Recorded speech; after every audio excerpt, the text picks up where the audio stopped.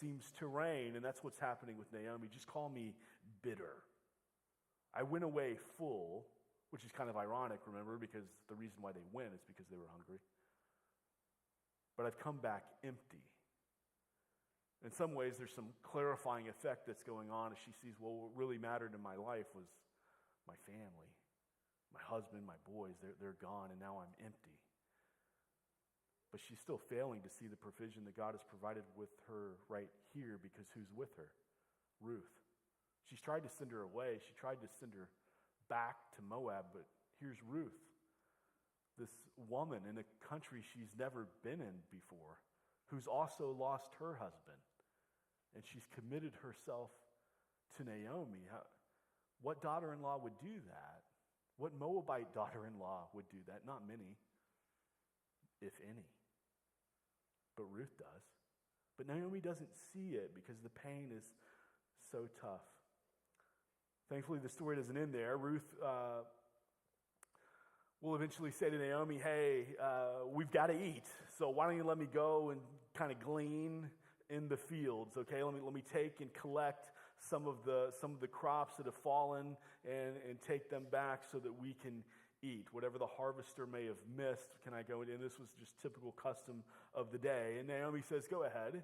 And Ruth ends up in the fields of a wealthy man, a man of noble character, which was hard to find in those days when everyone was doing what was right in their own eyes.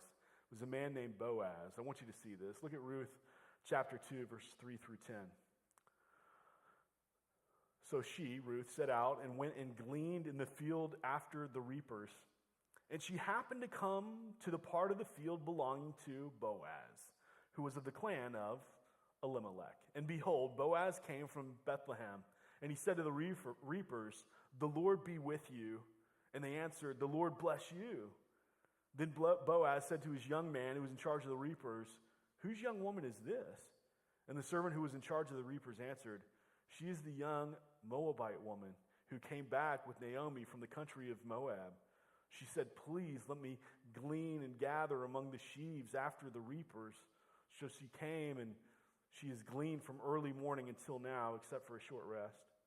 Then Boaz said to Ruth, now listen, my daughter, do not go to glean in another field or leave this one, but keep close to my young women. Let your eyes be on the field that they are reaping, and go after them. Have I not charged the young men not to touch you? And when you are thirsty, go to the vessels and drink what the young men have drawn. Then she fell on her face, bowing to the ground, and said to him, why have I found favor in your eyes, that you should take notice of me, since I am a foreigner?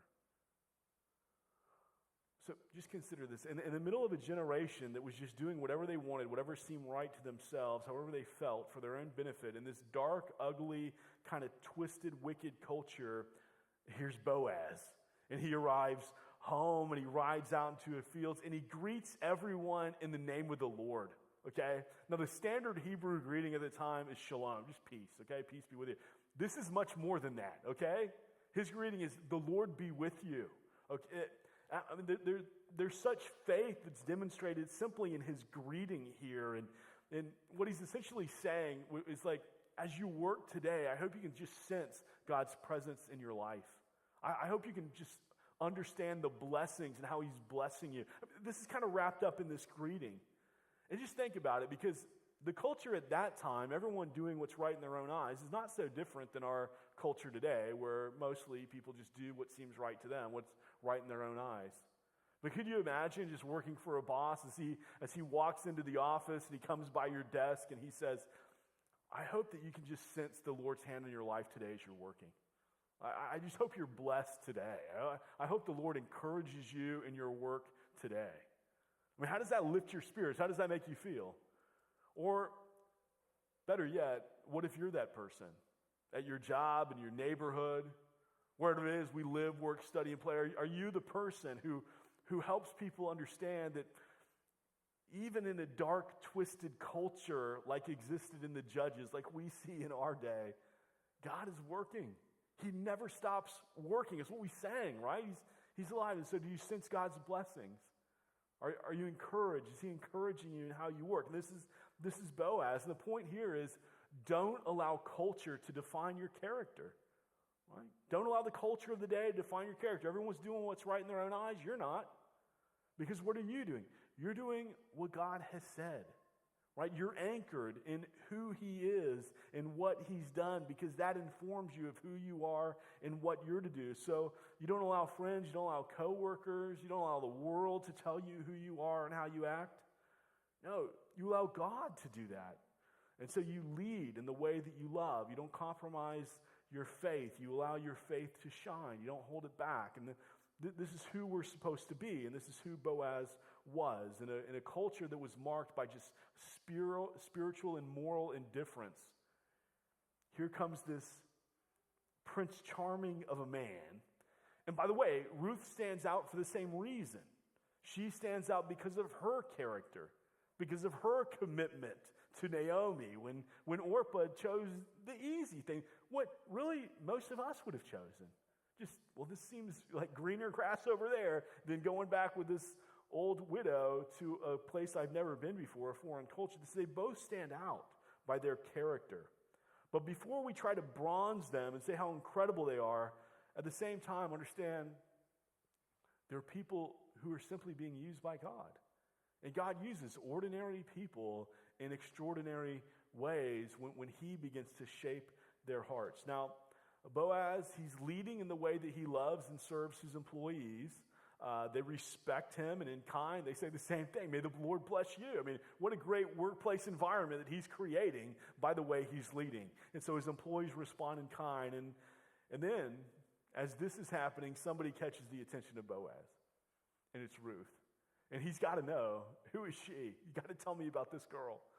And so they do. And well, here's the story. Here's what's behind her. And you got to think that of all of the eligible bachelors in Bethlehem, Boaz has got to be near the top of the list, okay? He's wealthy. He's a high moral character. He's got all these fields, right? We're talking about a time of the judges. There's just been, at some point in the not too distant past, there's been a famine in the land, but here is Boaz. And maybe, perhaps the reason why he's still single is every woman he's met before has simply wanted him for his money or something else. They've really been in it for their own self-interest, that in a time when everyone's simply doing what's right in their own eyes, he hasn't found a woman of character, because in those days there just weren't many. But here's Ruth, and he hears her story about how she's devoted herself to Naomi.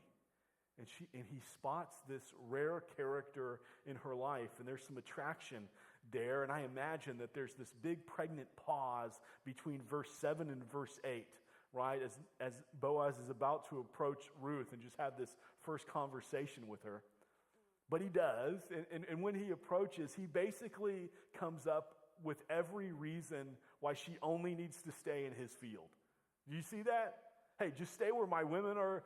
The women that I'm in charge of, just stay and glean with them. I've told all the young men they can't touch you. And, if you need something to drink, you can just go to the water cooler here, and you can drink from here. Listen, that was not typical. If you were